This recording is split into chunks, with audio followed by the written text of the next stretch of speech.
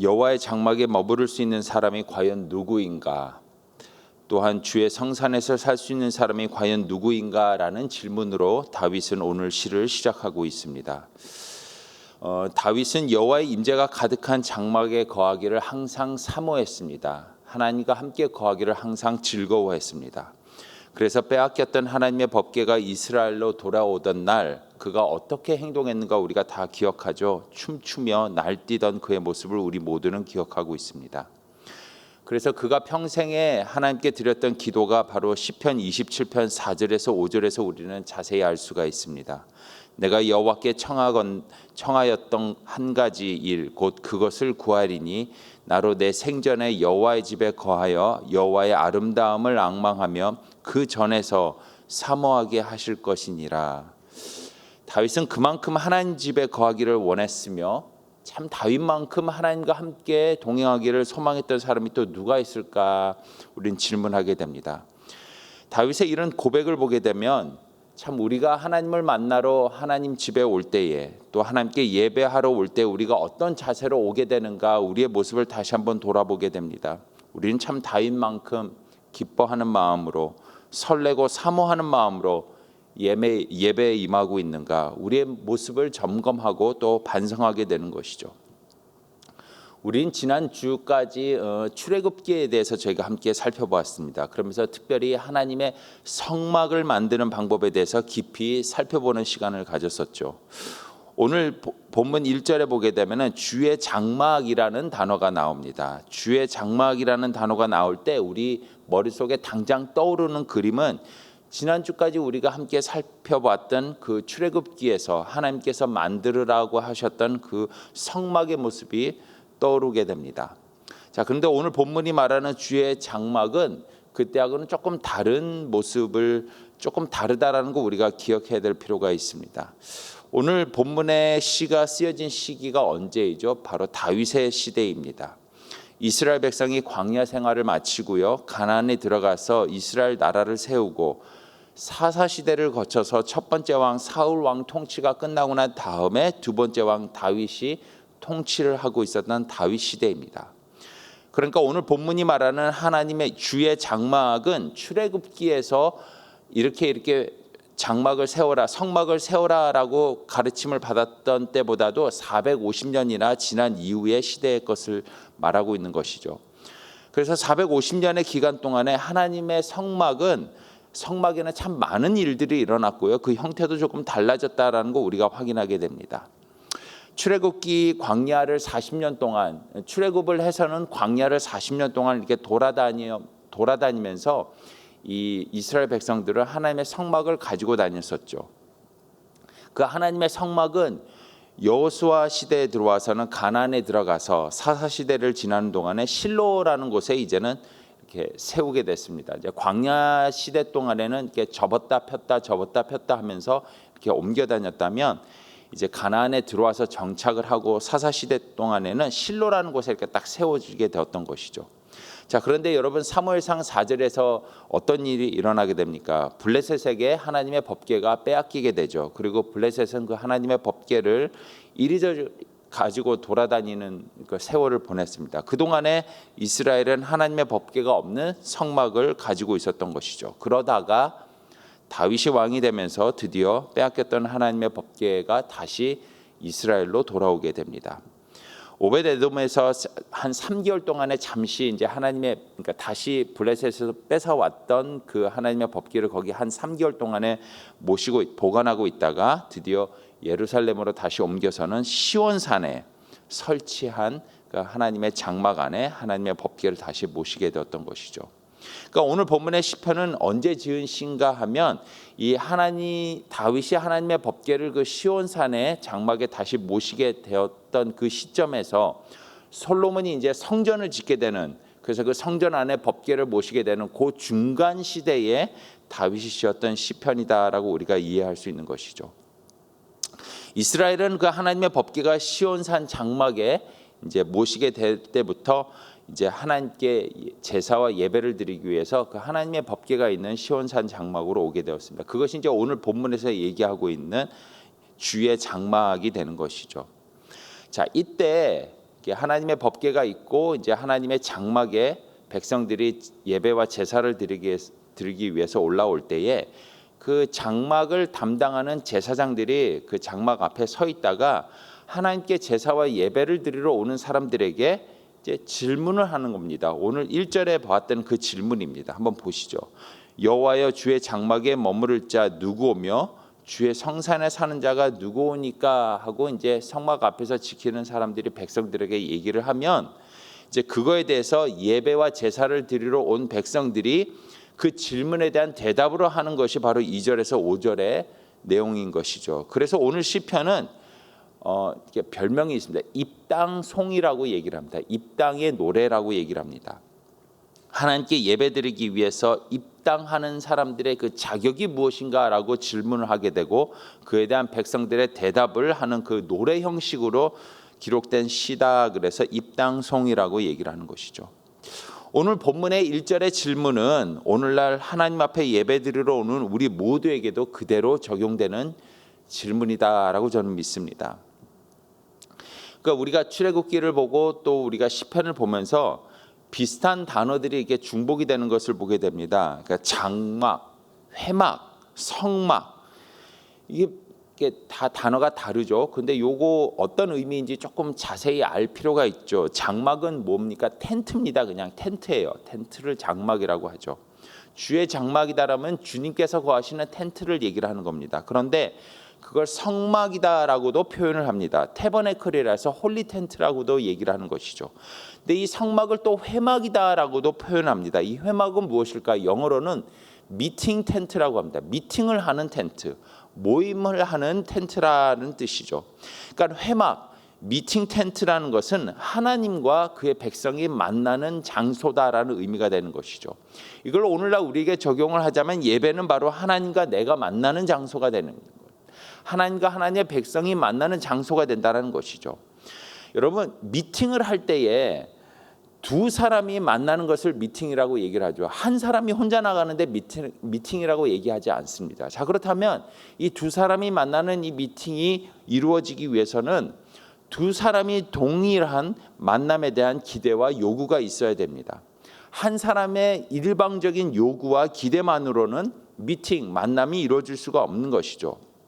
우리가 예배를 올 때에 이 예배가 미팅 텐트, 하나님을 만나는 장소로서 하나님과 그의 백성 이 두 사람이 동일한 만남에 대한 기대와 요구가 있을 때에 그 미팅은 온전한 미팅이 될 수 있고 온전한 예배가 될 수 있다는 것이죠.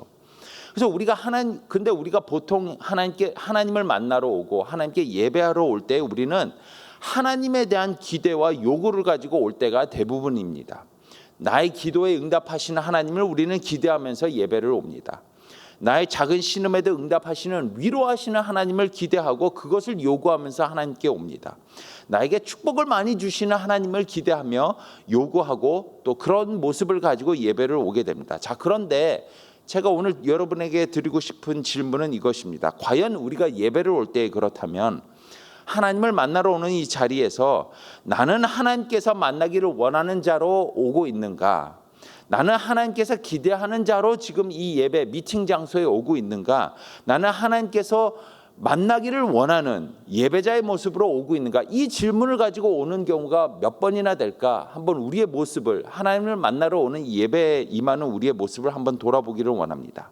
그래서 오늘 1절에서 다윗이 던지고 있는 이 질문, 주의 산에서 머물 자가 누구일까? 주의 장막에서 머물 자가 누구일까? 라는 이 질문은 바꿔서 얘기하자면 당신은 하나님을 만나러 올 때에 하나님께서 찾으시는 예배자입니까? 하나님께서 기대하는 예배자입니까? 하나님이 만나기를 원하시는 예배자입니까? 라는 질문으로 우리 스스로에게 던질 수 있다는 사실이죠. 그리고 오늘 본문은 바로 그 미팅 텐트 예배 자리에서 하나님께서 정말로 기다리시는 예배자는 누구인가? 하나님께서 찾으시는 참 예배자는 누구인가에 대한 해답을 우리에게 주고 있습니다. 자, 그래서 오늘 본문을 통해서 하나님께서 기대하시는 예배자는 어떤 모습의 예배자인가 한 세 가지 정도 함께 말씀을 나누면서 하나님을 만나러 오는 예배자로서 우리의 모습이 이런 예배자로 준비되는 이 아침이 되기를 간절히 소망합니다. 첫 번째로 하나님께서 기대하시는 예배자는 거룩한 자입니다. 거룩한 자. 2절입니다. 정직하게 행하며 공의를 실천하며 그의 마음의 진실을 말하며. 자, 1절에서 예배자가 갖추어야 될 세 가지 인격과 성품이 무엇인지를 쭉 나열을 하고 있죠. 이 세 가지 성품들은 세상에 있는 사람들 속에서 하나님을 예배하는 사람들을 확실하게 구별을 하고 있는 요소가 되는 겁니다. 그래서 하나님께 예배하는 자는 거룩한 자, 구별된 자, 분리된 자다라는 의미가 되는 것이죠. 그래서 하나님께서 찾으시는, 하나님께서 기대하시는, 만나기를 원하시는 예배자는 이렇게 세상과 구별된 거룩한 자라는 것이죠. 베드로전서 1장 24절에서 뭐라고 얘기를 하고 있습니까? 너희는 너희를 부르신 거룩한 자처럼 모든 행실에 거룩한 자가 되라. 기록하였으되 내가 거룩하니 너희도 거룩할지니이다 하셨더라. 자, 그렇다면 구체적으로 하나님께서는 당신을 예배하러 오는 자들에게 요구하시는 그 거룩의 모습은 무엇일까요? 자, 우리가 거룩하자, 세상과 구별된 자가 되자, 이렇게 말로는 참 쉽게 할 수 있지만 구체적으로 우리가 어떤 삶을 살 때에 거룩한 삶을 살게 되는 것인가? 하나님께서 찾으시는 거룩한 예배자가 될 것인가?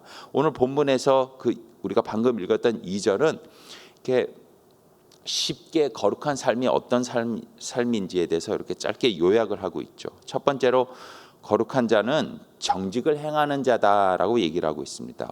walk in blameless라고 얘기를 하죠. 흠이 없는 상태다라는 의미가 되는 것입니다. 근데 여기서 말하는 이 흠이 없는 상태, 정직한 상태는 이 하나님께 바치는 그 예물을 설명을 할 때 점이 없고 흠이 없는 어린 양을 얘기할 때 그 정직의 상태가 바로 오늘 본문이 얘기하고 있는 정직을 행한다라는 그 의미가 되는 것이죠. 자, 그렇다면 이제 좀 한 가지 문제가 있습니다. 하나님께서 찾으시는 예배자, 거룩한 예배자는 정직한 자인데 바로 흠이 없고 점이 없는 상태에 있는 자라는 얘기가 되는데, 자, 이게 가능할까? 이것이 이제 우리의 질문이 되는 것이죠. 우리가 하나님 앞에 나올 때에 과연 이렇게 점이 없고 흠이 없는 완전한 이런 상태로 나올 수 있는가? 이게 가능할까? 이런 상태가 되지 않는다면 하나님께서는 아무리 우리가 예배를 오더라도 우리의 예배를 받지 않으실까? 우리를 참 예배자로 인정하지 않으실까? 이게 참 우리의 고민이 되는 것이죠. 창세기 6장을 보게 되면 노아를 설명을 할 때에, 소개할 때에 바로 오늘 본문에 나오는 이 정직을 행하는 자라는 이 단어를 통해서는 그를 당대의 완전한 자다라고 이제 설명을 하는데, 이게 같은 단어로 설명을 하고 있다. 노아가 당대의 완전한 자였다가 바로 오늘 본문에 나오는 정직을 행한다라는 그 같은 단어이거든요. 자, 그런데 그 성경이 노아를 완전한 자다라고 평가를 할 때에 그가 도대체 어떻게 행동했길래 그를 완전한 자로 하나님께서 평가하시는가? 그에 대한 힌트가 창세기 6장 8절과 9절에 이렇게 나옵니다.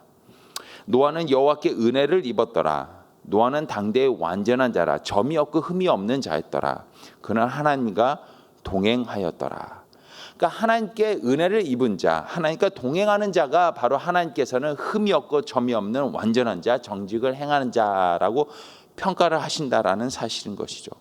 그러니까 우리가 하나님께 은혜를 입은 자가 되어야 된다라는 것입니다. 하나님께 은혜를 입는다라는 의미가 무엇이냐면 하나님의 은혜만을 의지한다라는 것입니다.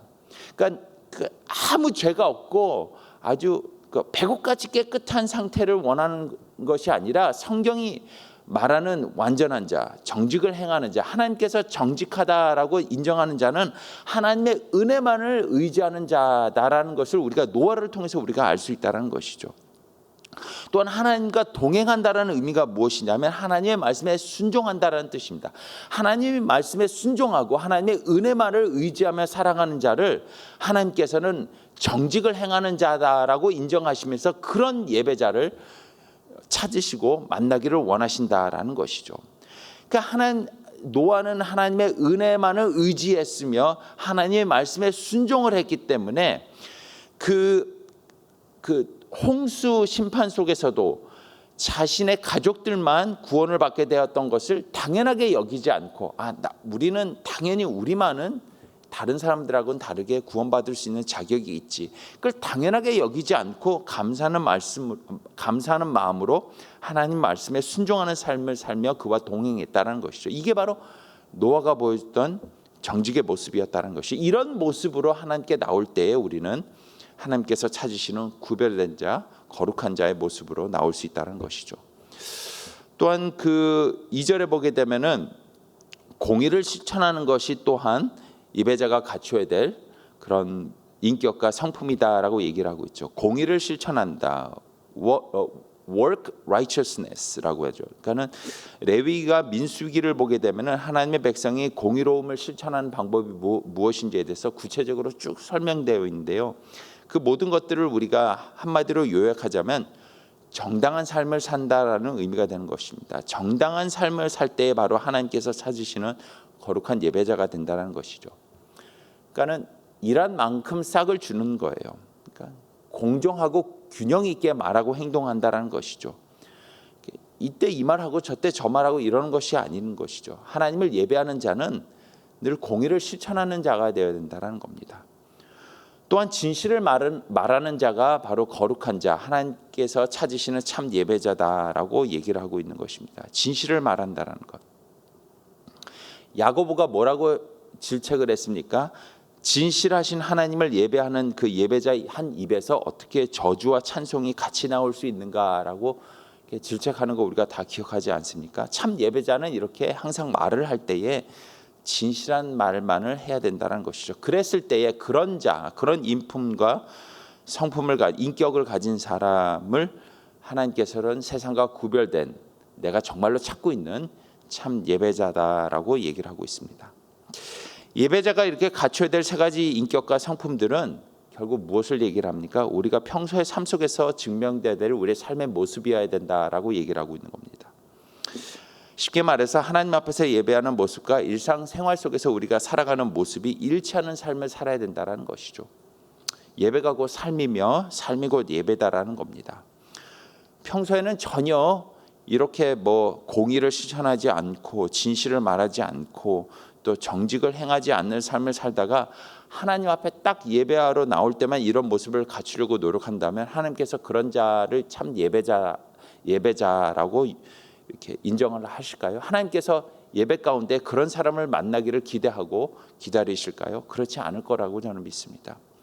여러분, 오늘 하루를 시작하면서 예배 자리로 나오셔서 예배를 통해서 하루를 시작하신 여러분 모두에게 바로 이런 모습을 통해서 하나님께서 정말로 찾으시는 참 예배자, 그 모습으로 하나님께서 인정받는 그런 여러분 모두가 되기를 간절히 소망합니다.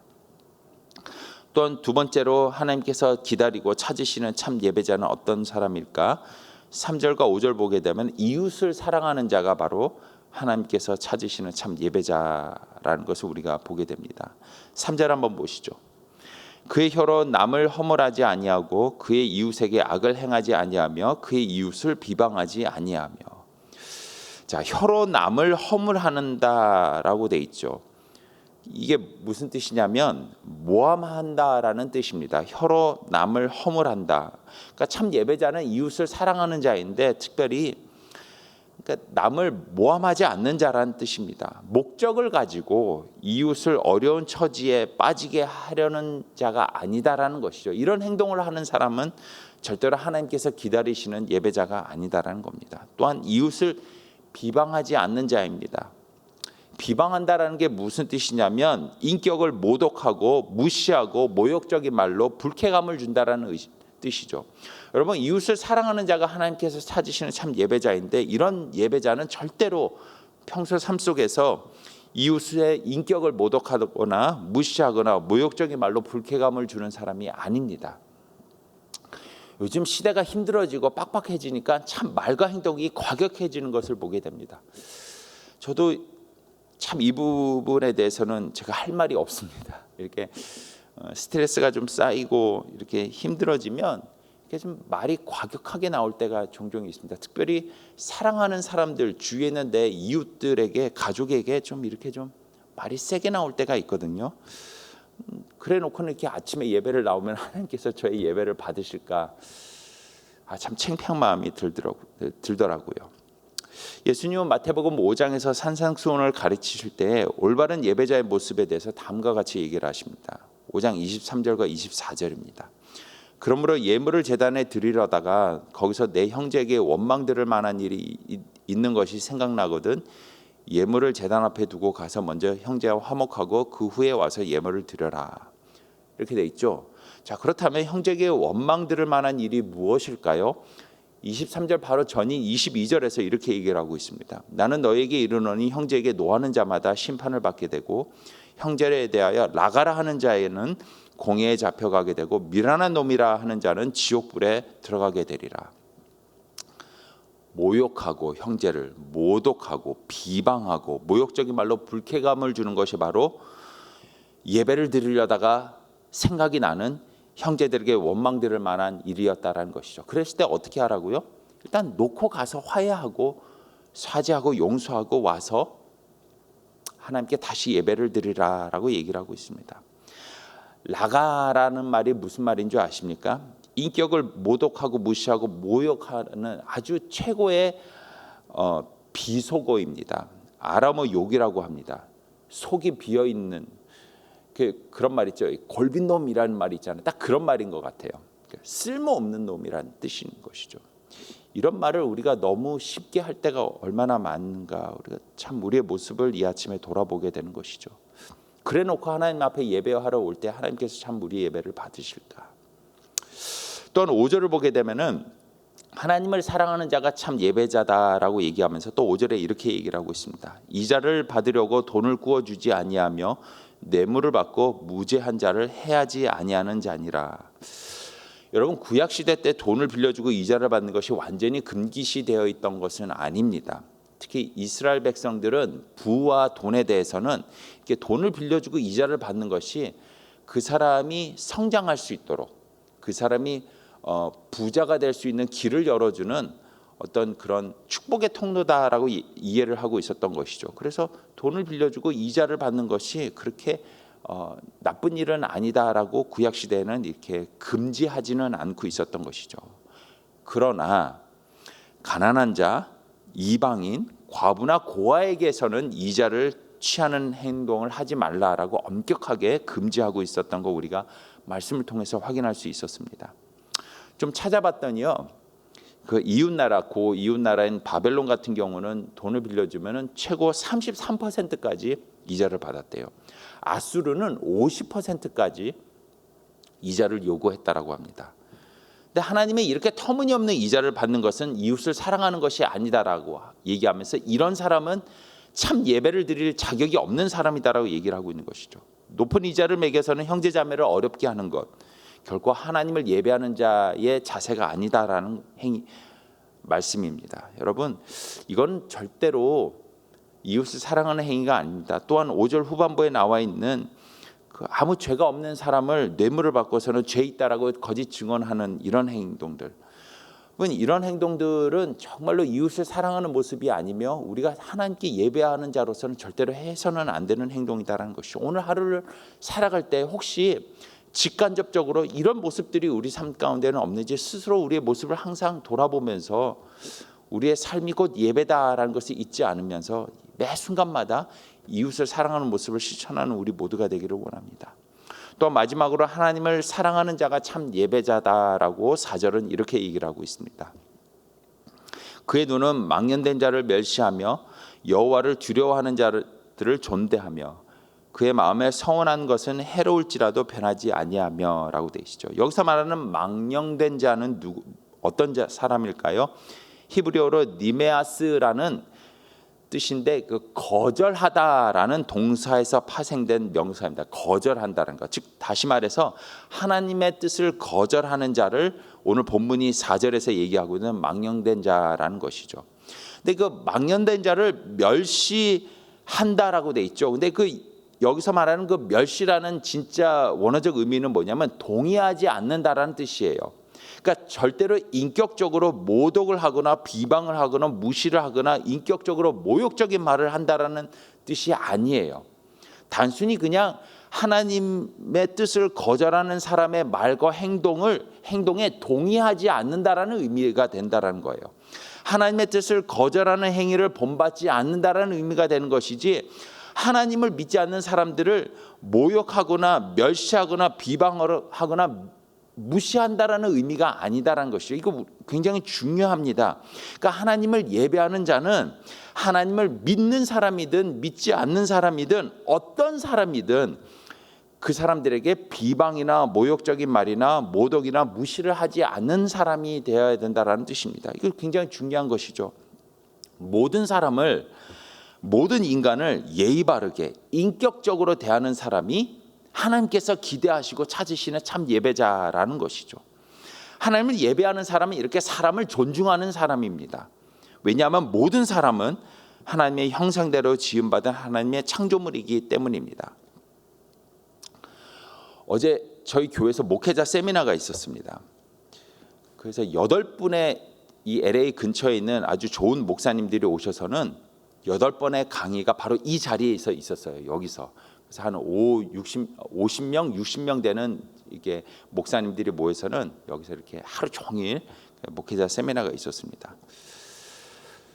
우리 강 목사님도 이제 세미나를 이렇게 1시간 동안 하셨는데, 존중하는 훈련이다라는 주제를 가지고 사람을 존중하는 것이 곧 영성 훈련이다라고 얘기를 하시면서 이렇게 강의를 하셨는데, 참 내용이 참 좋았었어요. 저에게 참 특별히 오늘 이 말씀을 준비하면서 그게 이렇게 잘 매치가 되더라고요.